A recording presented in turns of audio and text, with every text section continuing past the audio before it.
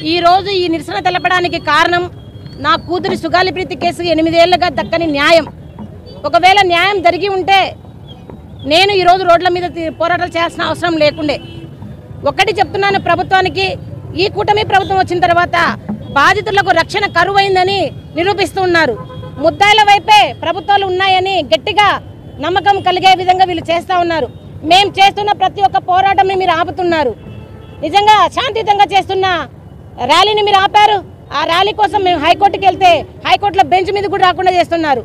ఈ రేపు మరి ప్రధానమంత్రి మోడీ గారి పర్యటన సందర్భంగా నేను మిమ్మల్ని 8 రోజుల క్రితమే మరి డిప్యూటీ సీఎం గారి పవన్ కళ్యాణ్ గారి ఆఫీస్కి కలెక్టర్ గారికి అపాయింట్మెంట్ కోసం అడిగితే ఇంతవరకు బాధితులకు ఎటువంటి సమాచారం కానీ కనీసం మాట్లాడే దిక్కులేని పరిస్థితి కర్నూలుకు వచ్చింది.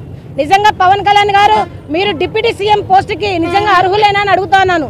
ఎందుకు ఈ మాట అనాల్సి వస్తుందంటే మరి 2020లో మీరు కర్నూలులో భారీ ర్యాలీ సభ పెట్టారు సుగాలి ప్రీతి కేసుకి న్యాయం జరగాలి అని. మరి కర్నూలులో మిమ్మల్ని అడుగు పెట్టబోమని చాలా సంఘాలు మీరు రాయలసీమ ద్రోహి అని ఆ రోజు మీరు నిరసన తెలిపారు. మీకు అది గుర్తుందో లేదో, నేను వెళ్ళి ఆ సంఘాలతో అన్న వస్తున్నది ఒక ఆడపిల్ల విషయము కాబట్టి అన్నని మీరు రానివ్వండి అని అడగడం జరిగింది.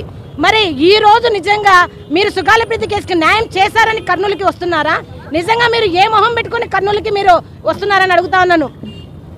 గద్దె ఎక్కక ముందు ఒక ఎమ్మెల్యే సీటు కూడా లేకపోయిందే నాకు సుగాలి ప్రీతి కేసుకి న్యాయం చేయడానికని అరిచిన మీరు డిప్యూటీ సీఎం అయి 16 నెలలు అవుతున్నా ఇప్పటి వరకు కేసుకి ఎలాంటి పురోగతి లేదు. మరి కేసు విషయానికి వస్తే ఏ పురోగతి చేశారు, ఏ న్యాయం చేశారు? మీరు న్యాయం చేశారు అనుకుంటున్నారా? మరి మీరు నిజంగా మీరు కర్నూలుకి పర్యటించాలనుకుంటే ఫస్ట్ సుగాలి ప్రీతి కేసుకి న్యాయం చేసి తర్వాత మోడీ గారికి మీరు స్వాగతం పలకండి. నిజంగా చిత్తశుద్ధి ఉందా పవన్ కళ్యాణ్ గారు మీరు అని అడుగుతాను. మరి చట్టబద్ధంగా మాకు రావాల్సినవి మాకు ఇచ్చి ఇదే న్యాయం అని చెప్తున్నారు మీరు. ఇదేనా న్యాయం చెప్పండి. ఆడపిల్ల మాన ప్రాణాలు చంపిన ముద్దాయిలకు శిక్ష లేదా? మీరు మోడీ గారికి ఒకటి చెప్పండి.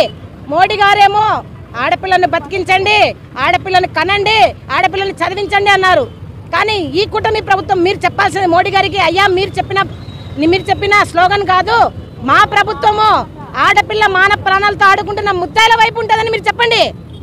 నిజంగా ఏ మొహం వేసుకొని మీరు కర్నూలుకు వస్తున్నారు? సుగాలి ప్రీతి కేసుకి న్యాయం చేశారా? ఏం లోకేష్ బాబు గారు మీ రెడ్డి బుక్ లో సుగాలి ప్రీతి అంతకుల పేర్లు ఉన్నాయా? ఎందుకు లేవని అడుగుతున్నాను. మీరు ఎలా వస్తారు కర్నూలుకి అని అడుగుతున్నాను. ఒక ఆడపిల్లకి న్యాయం చేయాలని డిప్యూటీ సీఎం రాజీనామా చేసేయండి.